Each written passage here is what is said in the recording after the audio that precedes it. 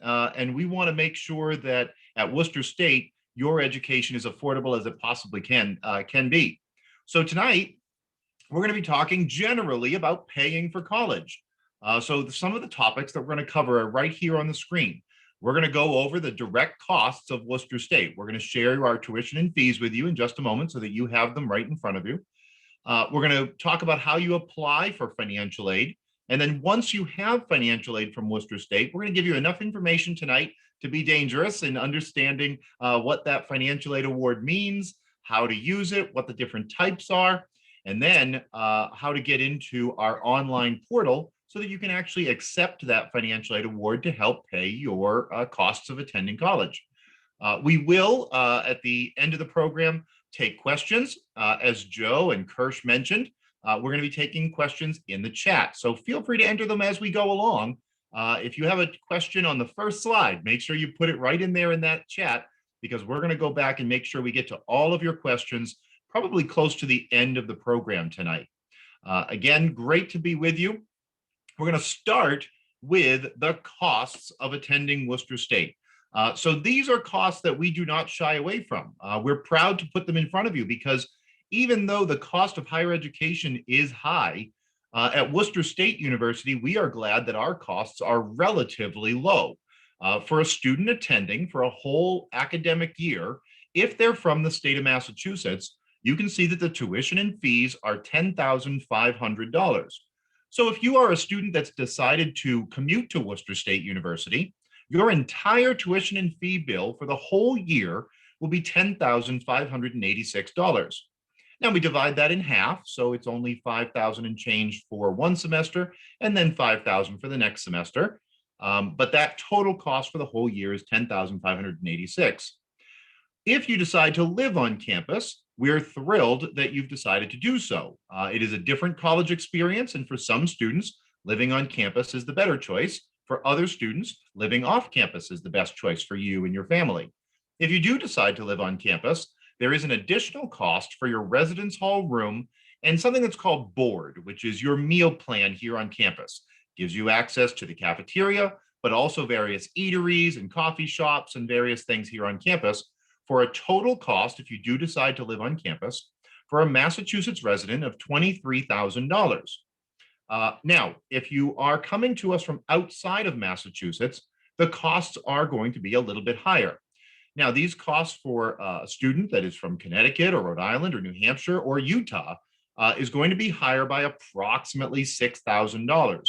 So your total cost from outside of Massachusetts is going to be $29,000 for the academic year if you live on campus.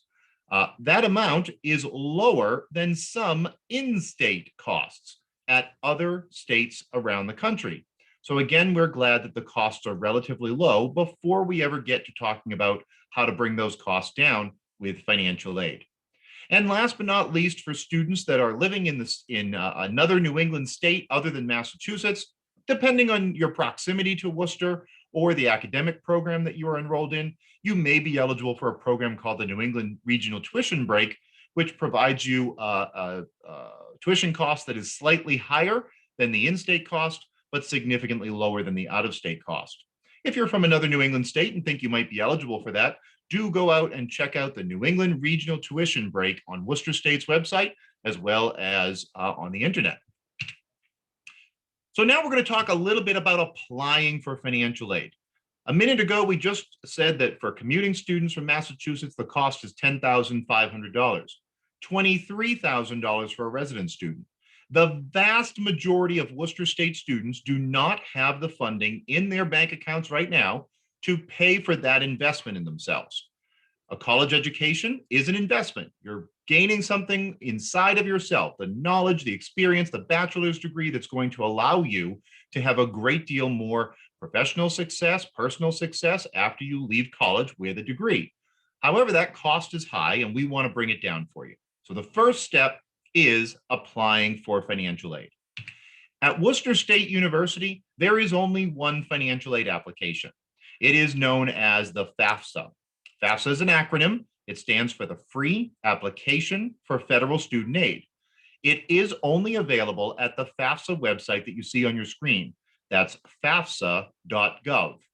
If you're a screenshot person or a phone picture person, go ahead and take a picture of the screen. Make sure you're using that website with the yellow arrow next to it, because you don't want to end up on the wrong website. You want to end up on FAFSA.gov, which is where the only Worcester State financial aid application is, the FAFSA. If you're just beginning your FAFSA now, you see the other yellow arrow on your screen that shows you where you're going to begin the process. To begin the process of filling out the FAFSA, be prepared to provide information about yourself, the student, as well as your parents if you are of dependent age. Typically, students below the age of 24, regardless of the amount of financial assistance that they receive from their parents, are considered dependent upon a parent or parents or guardian for financial aid purposes. So most students want to be prepared to have information about themselves as well as information about their parent or parents when they fill out that FAFSA. By filling out the FAFSA online at FAFSA.gov, you've completed the only financial aid application at Worcester State. It goes to a federal processing agency in Virginia, and then it is electronically sent to Worcester State. That when we receive that FAFSA, Worcester State University is going to put together a financial aid package for you based on your eligibility. All students' financial aid eligibility is different, and in a few moments, we're going to talk a little bit about how that process happens. So now we're going to take a look at that financial aid. Once we get that financial aid package, once you, get that financial aid package, you're going to be offered potentially student loans, potentially scholarships, potentially grants, maybe a form of financial aid called federal work study. And almost all of those forms of financial aid will be offered to you to bring those costs down, but also require you to take an action where you'll see your financial aid. You'll accept it, and perhaps you may need to complete some additional steps after being awarded financial aid in order to allow that financial aid to help bring your costs down. If you have already applied using the FAFSA, it is likely that you have received a financial aid package from Worcester State University. If you already have, then you have the information within a system called MyWSU, where you can view that financial aid. If you have, as I said earlier, if you have not filled out the FAFSA, now is a great time to do it. But on February 24th, more than likely, many of you as accepted students at Worcester State have probably already filed that FAFSA. And so you have a financial aid package likely waiting for you, or perhaps Worcester State is looking for some additional information from you.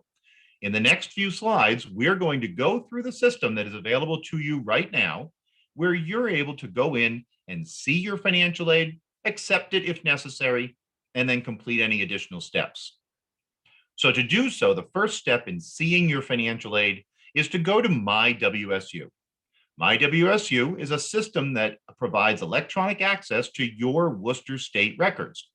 As a newly accepted Worcester State student, we are glad that we're able to welcome you to Worcester State. We're glad that you have a new Worcester State email address.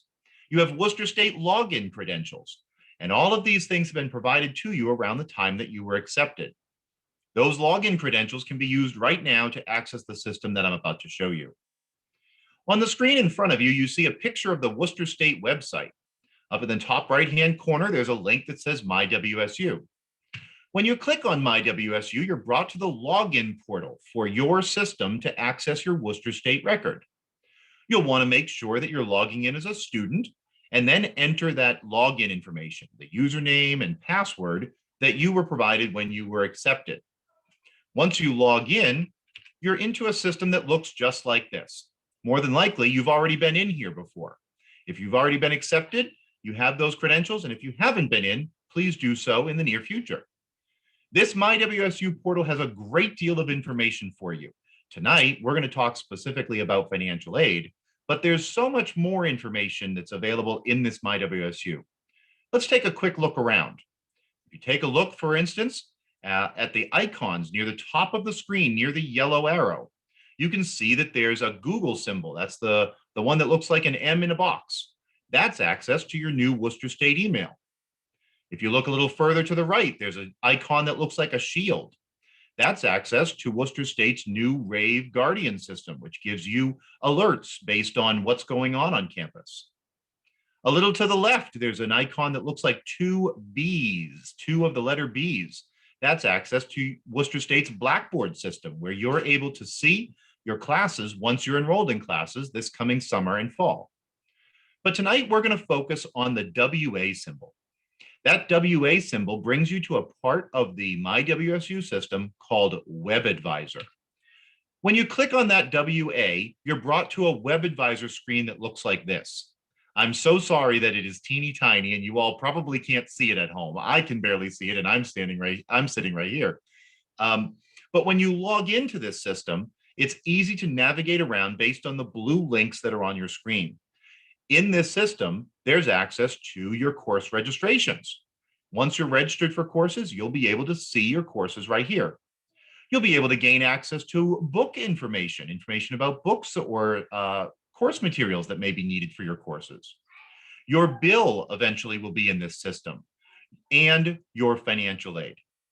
So the yellow arrow on the left side of the screen is pointing to a small blue link that says Financial Aid Self-Service. That Financial Aid Self-Service link is the link directly to the financial aid offer that you likely have already been made, that has already been made to you. When you click on that Financial Aid Self-Service link, you're brought into a window that looks just like the one here on your screen. This screen is very helpful because the checklist in the bottom left-hand corner tells you exactly where you are in the financial aid process. In the example student that we have here on your screen, you can see the light green shaded area right here that says that this student has already submitted their free application for federal student aid, has already submitted their FAFSA. However, in this next section, this yellow shaded section right here where the yellow arrow is, it appears that this student has some items that need to be completed. Perhaps there's a document that is missing. Perhaps something's necessary to complete their FAFSA in order to be offered financial aid. By clicking on that link, we're going to be brought to exactly the documents that that student needs to complete in order to be eligible for financial aid. And in a moment, we're going to see that. But before we do, let's take a look around the rest of this screen. Right on here, you've got an announcement up in the top left-hand corner that says that you do have some missing documents for financial aid. That gives you a quick alert that says there's something that needs to be done now to make you eligible for financial aid. Over on the right side of the top right-hand corner, you can see a link to contact your financial aid counselor. When this session comes to an end in a little while, I'm going to share with you the name, phone number, and email of your financial aid counselor. You've got an individual here at Worcester State that's dedicated to you and is available to you to help with any financial aid questions. But right here in Financial Aid Self-Service, you can click on that blue link and get a direct email access to your financial aid counselor. Right below that is a calculation of your balance. Right now, if you look at your self-service, you don't have a balance because you don't have a bill and you haven't created a class schedule that will result in a bill. Once that bill is created, you'll see it right here in the amount due section, and you'll also see credits for any financial aid. Now, down in the bottom right-hand corner, there are additional links to other helpful things such as estimating worksheets. These are worksheets that help you estimate your costs early, a link to the FAFSA application if perhaps you haven't completed it yet, and many other resources. But let's go back to this yellow section. If you log into your financial aid self-service and you see that there is an action needed of some sort, such as a document that's missing, you want to be sure to click on that. When we click on it for our example student here, you can see that there is an incomplete item waiting for this student to be done. It's a household verification form. Without getting too detailed into what that is, because it may not be required of you, this is one of the documents that students that apply for financial aid may need to complete in order to round out their financial aid application and make themselves eligible for financial aid. On the right-hand side, you can see green examples of documents that this student has already submitted. So in the case of this student, tax documents, a tax form, and a tax transcript were required. It seems that the student has already submitted them and therefore their tract is received. And the only item for this student that's missing is the incomplete item on the left-hand side. Now, once we've completed all of the items, your FAFSA is in and any missing documents have been submitted, you'll notice that our documents section has moved to complete. That tells you that you're moving through the financial aid awarding process. Now, this section right here tells us that your financial aid is in process and that the financial aid office is working to put together a financial aid package for you. I will tell you that once your financial aid application is complete and there are no missing documents, the financial aid office at Worcester State is returning financial aid awards to students on the average of 2 to 3 weeks after that financial aid application is complete. So that's relatively quick. Once everything is in, it doesn't take too long before you have a financial aid package back. Our goal is to get all students that apply for financial aid a financial aid package back to them within those 2 or 3 weeks. The reason for that is because we want you to have all the information that you need to help make the decision about which college is right for you. We know that much goes into making that decision. Does this college have the right academic program for me? Do I like it there? Do they have my extracurricular activities? But one of the pieces that we know is an important factor for many of our students is this college affordable for my family? And so you can expect that once your documents are all submitted, you'll have a financial aid package back in your hands within 2 to 3 weeks. Now, once you have been awarded financial aid, you're able to see that financial aid right here in the financial aid self-service system. So a moment ago on the last screen that we were on, I'm going to click on this review and accept your financial aid award package where the yellow arrow is there. When I click on that, it brings me to another screen where I'm able to, exactly what it just said, review and accept your financial aid award. When you click on review and accept, you get to see your financial aid award. It's broken down into parts that are based on the type of financial aid it is. In the example that we have here, this student's financial aid award includes grants or scholarships. They are listed right here in order in green. You can see that this student has been offered a WSU fee grant. That's a $1,500 award, with $750 being applied to the first semester and $750 being applied to the second semester. A tuition waiver has been offered, also broken down by semesters. A cash grant has been offered, also broken down by semesters. And the total amount of grant aid that's been offered to the student was $3,970. Now, that is not the student's total financial aid package. This is only the portion that is considered scholarships and grants. It's important to know why these two types of financial aid are grouped together. The reason is because a scholarship or a grant or a tuition waiver does not have to be paid back. So these forms of financial aid that you see right here on the screen are literally dropping the overall cost of the education by approximately $4,000. This is not a loan. This is a reduction in costs. Now, in a subsequent screen that we'll see in just a couple moments, we're going to take a look at student loans. Student loans are a reality for many students who are attending post-secondary education. The student loans will likely be offered to many of our students, but it is your choice and your family's choice as to whether or not you use those. Let's take a look. Here, this student has been offered, two different loans. We have a loan that is a subsidized loan for $3,500, and that $3,500 loan is broken down in half for your fall semester and half for your spring semester. This student has also been offered an unsubsidized Stafford loan for $2,000, again, broken down $1,000 in the fall and $1,000 in the spring. Now let's take a look and see what the difference between these are.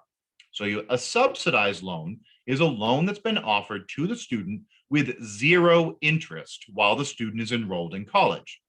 That means the student is using this money to help pay their balance now with the expectation that that will be paid after the student leaves college, whether they graduate or withdraw or move on to another college. It's paid after you leave college, and there will be no interest that has accrued on that loan.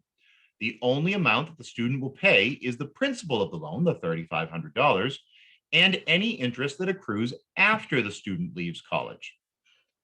Unsubsidized loans, on the other hand, are very different. They are loans that are offered to students to pay their bill now, and they are paid back after a student leaves college. But in the case of unsubsidized loans, these loans come with an interest rate. The interest begins shortly after the very first disbursement. And what that means is interest will accrue while the student is in college.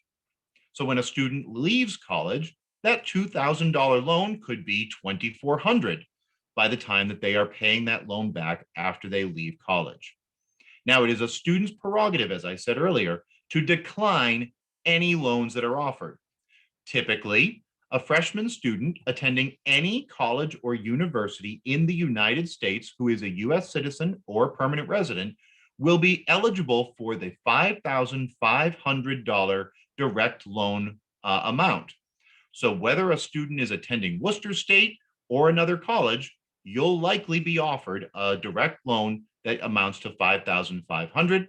The breakdown between subsidized and unsubsidized, which means no interest or low interest, depends on your family's financial neediness as calculated as part of the FAFSA. Additionally, any interest that does accrue on student loans, such as the unsubsidized student loans, can be paid by the student or a third party on their behalf while the student is in college. So if a student wishes not to be paying interest when they leave college, the student can elect to pay the small amount of interest that accrues on those loans while they're in school. Interest rates on direct loans are very low. Currently, they are at approximately 4.5%. I don't have that exact percentage, but it is relatively low. Other forms of borrowing to help with education, such as personal loans or other educational loans from outside banks or credit unions, are also available. These are typically at higher interest rates, however. It's a family's choice as to whether or not they'd like to borrow from a different loan or a different bank or credit union, but these direct loans typically have the lowest interest rates and repayment terms that include payment after college. So now we've made it through the financial aid process. You've applied for financial aid, you've received that financial aid package, you've seen your financial aid package, and you've maybe made some decisions on whether or not you want to accept that financial aid. Most students elect to accept the scholarships and grants. Those monies don't need to be paid back, so that's a pretty much a no-brainer. You want to accept those grants and scholarships. But a family then has to decide, am I going to accept the loans? If in your family, the decision is that the student is going to accept a student loan, then there are some additional steps that must be taken. And you see them highlighted here on the screen with the 2 yellow arrows. The 2 steps to accept a student loan are to complete what is called entrance counseling and a master promissory note. Entrance counseling is basically an online student loan education. Student needs to go onto a website, go through the process of learning about their student loan, learning about interest rates and repayment terms and what it means to borrow and what it means to then pay back that loan. It's an education for the student on what a student loan is and how it works and why we have student loans. The master promissory note, on the other hand, is like the contract that the student signs to say, I want that loan and I promise to pay it back after I leave college. So if you do decide that you want to accept these student loans to help pay down the cost of your education, there will be those 2 steps, entrance counseling and the master promissory note. Both of those can be completed right from your student self-service, and you'll see them just like you see on our example student here on the screen. Once you are completely done and all of the things on your checklist are bright green, you know that you have made it through the financial aid process completely. And what that means is that your financial aid is ready to credit your bill. Now, if you do decide that Worcester State is the university that you want to further your education in and invest in yourself, we're going to want you to complete all of these steps before June. Why June? Well, the reason is because the student bill for the fall semester is going to come out in early to mid-July. That's when your student bill will be produced based on the classes that you register for in this spring. When that bill is produced in July, we want to make sure that your financial aid is crediting it. So as we said earlier, the total cost to attend Worcester State is $10,000 for a commuting student for a year. That's approximately $5,000 per semester. And when you get that first bill in July for approximately $5,000, we want to show that financial aid being deducted from it. Instead of charging $5,000, we want that to be reduced down to a lower amount that's appropriate for your family. And so all of these steps, we're going to be looking to complete the financial aid steps and this whole green checklist here in front of you by June of this year. Now, earlier I shared that you have a financial aid counselor that is assigned just to you. Based on your last name, we have a number of financial aid counselors that are dedicated to you. And so again, if you're a picture taker or a screenshotter, go ahead and take a picture of this screen right here, because these individuals are available to you to help you with all of your financial aid questions. Generally speaking, they can talk to you about the general cost of education. They can walk you through the process of how to apply for financial aid, just like we've reviewed tonight. They also can share with you other options if you do decide that borrowing, for instance, from your favorite bank or credit union is preferred for your family. Or maybe a home equity loan makes more sense to take money out of a home if you do have equity, because that interest rate would be lower. Those options are available, and you've got a counselor available to you to help walk you through some of those choices, some of those options that you have. And so if you, again, go ahead and take a screenshot of this before we move off it. So you've got the direct phone number and direct email to the counselor that is available to help you. So what happens after tonight? Here we are in mid-February. We know that you have a lot of decision making to happen that's going to go on.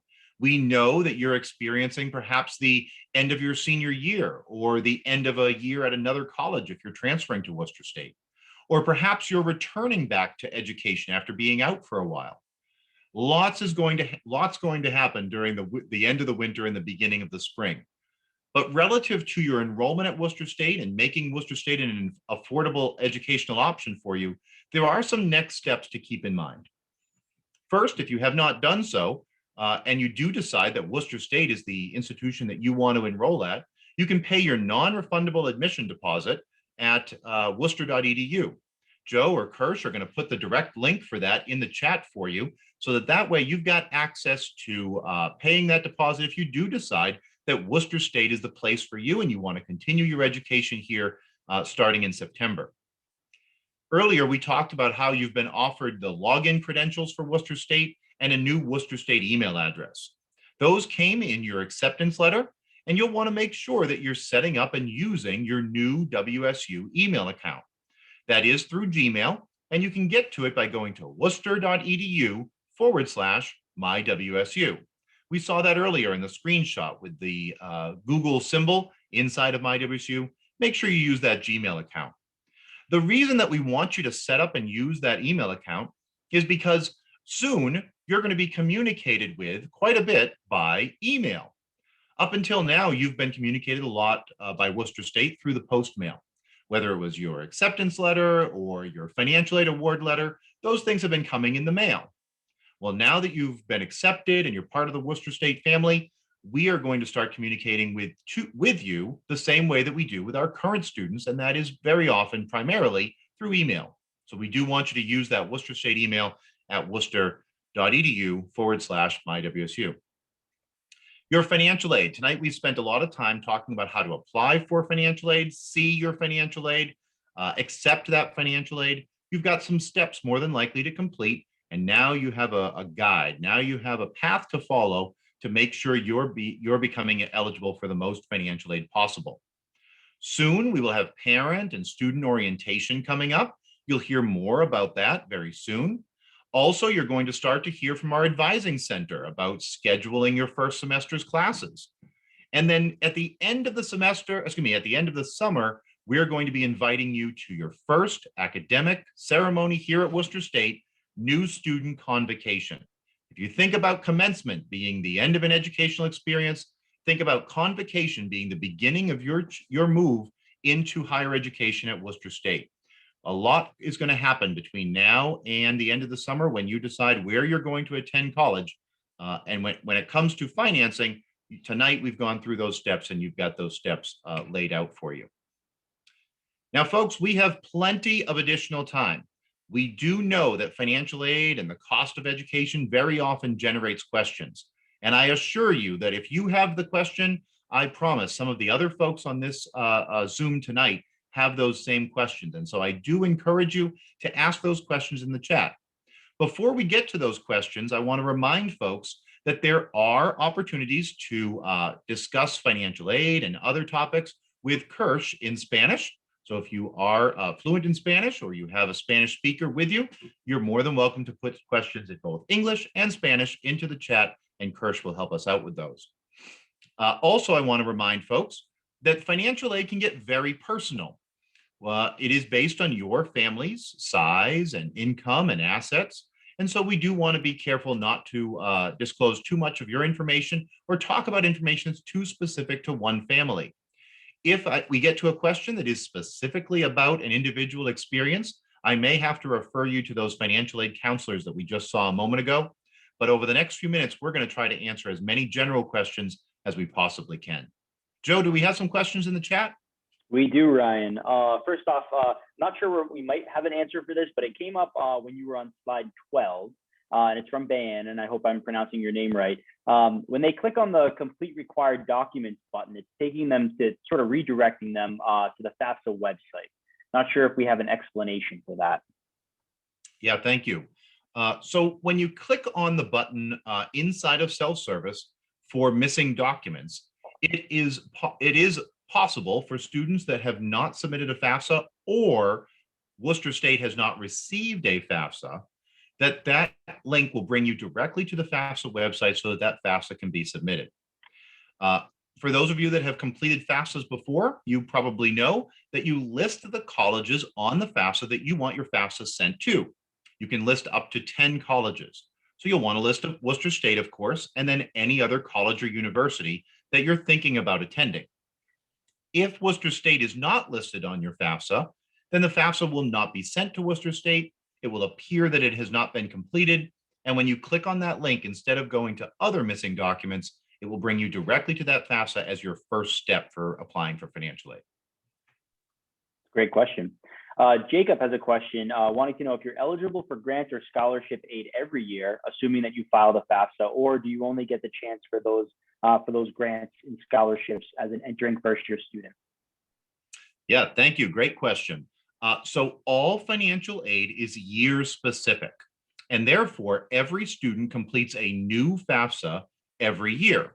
So a FAFSA will be submitted at this time for students that are attending next year, and students will complete another FAFSA in the winter of 2022 for the academic year that begins in September of 2023. So we have a new FAFSA every single year, and every single year we take a look at that. For most students, their financial situation does not change all that drastically, and therefore the eligibility for grants, scholarships, and loans remains relatively consistent over the years. However, if something significantly changes in your family's makeup or financial situation, then it would be possible that financial aid could change. I'll give you an example. Financial aid is based on a family's size as well as a family's financial situation, income, assets, and things like that.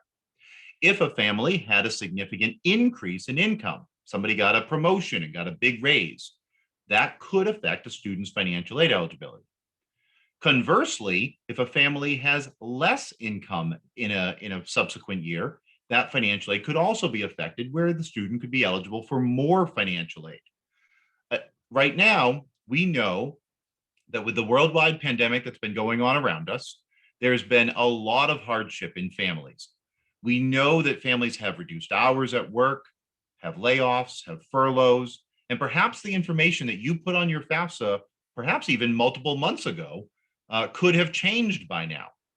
If that's the case, if your family's financial situation has changed drastically and that income level has changed significantly, we want you to reach out to us.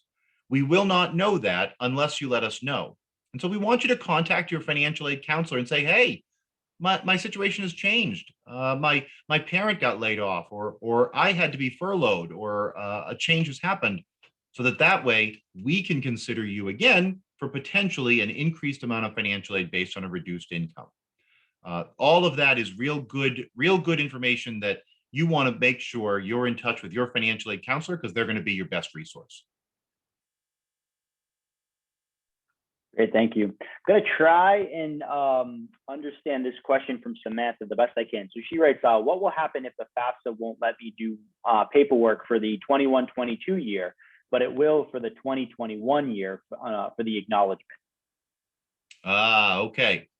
So earlier, when we were looking at the FAFSA website, fafsa.gov, on fafsa.gov, there are two FAFSAs available right now. One is the 2021 FAFSA. That's the FAFSA for students that are enrolled in college right now at this moment. The other FAFSA that's available is for the 21-22 academic year. That's the academic year that begins in September. So there's two FAFSAs out there. Once you get to the FAFSA.gov website, you're going to want to make sure that you're using the correct FAFSA. For most of you, because you're just being accepted to college, it's going to be the 21-22 FAFSA. If you're using the wrong one, the FAFSA website does allow you to toggle back and forth between the two, but you'll want to make sure you're using the one for next year. That sounds like the individual may be in the wrong fiscal year, wrong FAFSA year, and that may be restricting the ability to make that change for 21-22. If you did complete a 2021 FAFSA by accident, perhaps you completed the one for this year instead of the one for next year, that is perfectly fine. The good news is that you don't have to go through the process of filling out the whole thing all over again. The bad news is that you do have to go into the FAFSA website, click on the 21-22 FAFSA, that's the one for next year, and draw your information in from the previous year, and then finish that FAFSA for the future year. So either one of those scenarios could be the case in that person's situation. Great, thank you. I think another question about Worcester State being listed on a student's FAFSA, and I'm not sure if there's an easy way for them to be able to check the status of that, but Donna indicates that she submitted her financial aid to Worcester, I'm assuming the FAFSA, submitted her FAFSA and listed Worcester State, but when she checks into Login Web Advisor, it still indicates that she needs to apply for financial aid. So how can a student maybe go about fixing this or confirming whether or not Worcester State's listed to receive the student's FAFSA information? Yeah, great question. So a couple of options. Option number one is to reach out to the financial aid counselor at Worcester State University. It is entirely possible that FAFSA could have been submitted, could have arrived at Worcester State, and there could be an issue with matching that FAFSA to your account. For instance, if a student does not provide their social security number at the time of admission application, which is the student's prerogative to do so, then that causes a difficulty in matching their admission application with their FAFSA application. A simple phone call to the Worcester State University Financial Aid Office can usually solve that. And that way we can get your FAFSA tracked, get it attached to your account, and get that financial aid award out to you as soon as possible. Another option is to go into the FAFSA.gov website again. Same website you were in before, where you applied for financial aid, but instead of clicking on the button that says Start Here, you'll click on the other login button, which allows you to go back in and see the FAFSA that you submitted previously. By doing so, you can review all of your information, make sure your information is correct, and review to make sure that Worcester State University is on that list. And you can even click the submit button to encourage that application to be sent to the university again. Again, typically it doesn't require a second submission. That's not something that is normally helpful. However, you may notice when you review your information that perhaps something may need to change, or perhaps you may need to add Worcester State to that list to make sure that we get it. Either way, your financial aid counselor here at Worcester State is available. They can talk you through these steps, and they can help answer any questions along the way. Great, thank you. Rosemary is indicating a little bit more clarification on what the Adams tuition waiver is and what students who are eligible for that waiver, what they should do to be able to provide that information of financial aid. Yeah, Rosemary, thank you for the question. This is a popular question in Massachusetts. For those of you that are not from Massachusetts, this question and answer does not apply to you because the Adams Scholarship is a benefit that only Massachusetts residents are eligible for.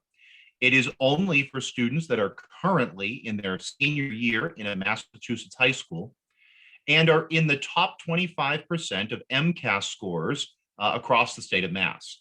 MCAS is one of the assessments of high school education and graduation in Massachusetts. And for students that score highly on that MCAS test, the Department of Elementary and Secondary Education for the state of Massachusetts will issue a student a certificate that comes in the form of a letter, and that letter goes to your school. Your school typically then distributes them directly to you, and that letter is your ticket to a tuition waiver. Tuition at the state universities is $970 a year. So for $1,000 or so, an Adams Scholarship gives you a reduction of your tuition and fees by approximately $1,000 over the course of the year. To make sure that that Adams Scholarship is assessed to your account here at Worcester State, we're going to ask you to take that scholarship, that John and Abigail Adams letter that typically comes from your school and send a copy of that to the Worcester State Admissions Office or to the Worcester State Financial Aid Office. That way we can add that tuition waiver to your other scholarships and grants in your financial aid award. Great, thank you. And then we just have one last question that came in from Kevin, wondering if a student is able to receive a higher federal direct unsubsidized loan than maybe what they were initially offered, or does the student have to find money from alternative financial institutions, which might be a good segue to talk about external scholarships, but also our own Worcester State donor-funded scholarship program. Now, I don't know, Joe, who asked that question. That is the most informed question I think I've ever received on one of these sessions. So thank you to that person. So as I said during the presentation, the average student who attends a college or a university who is a U.S. citizen or a permanent resident is eligible for a loan program from the federal government called a direct loan. This direct loan has a cap on it. The cap for first-year students is $5,500 for the year, $5,500. In subsequent years, such as sophomore, junior, senior year, students can receive more in that loan because that's what the eligibility caps allow for. However, in freshman year, we sometimes have students that are looking to borrow more in that loan program because it is one of the best loan programs out there. It offers very low interest or no interest, and it assures that the student won't pay it back until after they leave college. So students want to borrow more. There's a couple of ways that students can borrow more in the direct loan program, but it doesn't apply to all students. Students that are considered independent from a parent are eligible to request an additional $4,000 a year in that loan. Why is it that students that are independent from parents are eligible, but students that are considered dependent on parents aren't eligible? Well, the reason is because the federal government makes a loan program available to parents. That loan program is called the PLUS loan, P-L-U-S, PLUS loan. The PLUS loan is another federal loan, but in this case, the student is not the borrower. The parent is the borrower. And that parent is able to borrow an amount that exceeds the $5,500 in that PLUS loan. Now, the PLUS loan is not nearly as attractive as the direct loan. It has higher interest rates. It has repayment that begins while the student is enrolled in college. But for some families, that makes the most sense. Some families decide that students should borrow. Other families decide that parents should borrow. And in some families, it's split between parents and students. And then in other families, parents and students don't use loans because of the low cost in scholarships, grants, and out-of-pocket expenses. But if in your family you do decide that borrowing for the parents is a possibility or a necessity, that PLUS loan is an option. Now, the PLUS loan does have eligibility criteria. A debt-to-income ratio and credit score check are required to be eligible for that PLUS loan. If a parent is not eligible for the PLUS loan, then that dependent student is eligible for an increase of the direct loan in the same amount as an independent student, $4,000 for the year. And last but not least, the last part of that person's question was about alternative financing, alternative loans. Loans are available from all types of banks, credit unions, and lenders all around the United States. The bank or credit union that you use probably offers an educational loan. And so if you wanted to go into your favorite bank or your favorite credit union, you could say, I want to borrow for college. And more than likely, they'll be able to offer you something to do so. Typically, those types of loans have higher interest and not nearly as attractive repayment options. However, it's an option, and some families prefer to use their own bank or credit union, and that's always your prerogative. Additionally, some students don't find enough borrowing out of the direct loan and need an additional loan that belongs to the student, not the parent.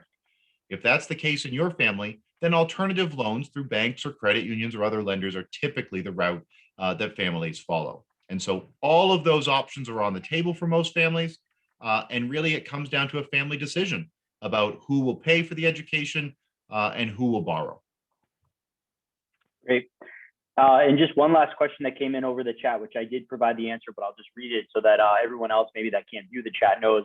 Maria wanted to know if there was options to pay monthly, and I did share a link to our payment plan program offered through our student accounts office that would allow families to set up a payment plan. The earlier they opt into the payment plan, the more reasonable typically the payments tend to be stretched out over a longer period of time. Not sure if you wanted to add anything to the payment plan option. No, I appreciate that. That was great. The only thing I would add, and this can trip up families sometimes, is, as Joe said, the payment plan that's offered can break up the cost of your remaining balance. So if after financial aid your account has a $400 balance on it and you don't want to pay that $400 all at one time, you can break it up into monthly payments. Now, if you break that up into 4 payments, you can see it's $100 per month. If you break it up into fewer numbers of payments, then you're going to be paying more each month. To get the most number of months option available to you to help pay down that bill on a monthly payment, you're actually going to be signing up for the payment plan well before the bill comes out. Earlier, I shared that the bill will come out for the fall semester in July. But if you'd like to use a payment plan with up to 5 months to pay down that summertime bill, you're actually going to join that payment plan as early as March, which is next month, at the website that you see in the chat. And so if a payment plan with the maximum number of months is an interest to your family to break up that remaining balance across multiple months, you'll want to go ahead and follow that link very soon to educate yourself on what options exist out there with the Worcester State Payment Plan. That's great. And that actually is a perfect place to end. It wraps up all of our questions. Ryan, I want to thank you for your time this evening. Always thorough and engaging, and a very important topic that I think families are extremely interested in. And I definitely want to thank our families and students that attended this evening as well. Hopefully you received some good information. We certainly continue to welcome any questions that you have after this evening. Up on your screen, you see the email address for the financial aid office. They are incredibly responsive and will be happy to answer any questions that you have. As well, feel free to connect with us in the admissions office and we can direct you to different resources on campus. And again, I'm going to put in the chat the link to our Woo Preview website. So we hope you'll continue to enjoy the events that we have planned for tomorrow as well. And certainly look forward to hopefully welcoming you onto campus in the fall as well as a new student. So thank you again for taking time to view the session tonight. We hope it was helpful for you. Congratulations on your admission. And again, we look forward to welcoming you to Worcester State as a new student. Thanks, everyone. Good night, everyone. Thanks so much.